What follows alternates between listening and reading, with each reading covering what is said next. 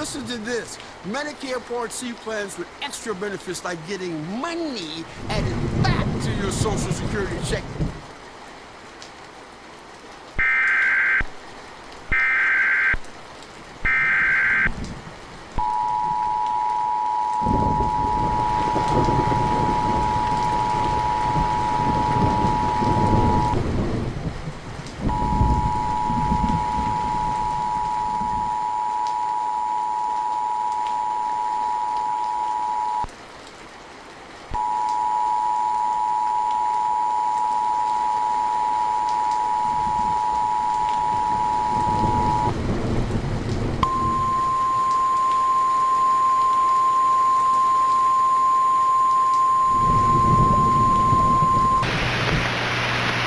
The following message is transmitted at the request of the Collin County Emergency Management.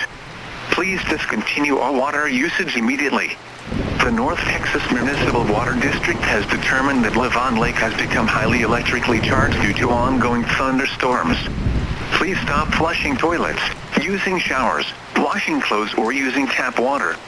Only use bottled water during this time. Refer to local media outlets and NOAA Weather Radio for more information.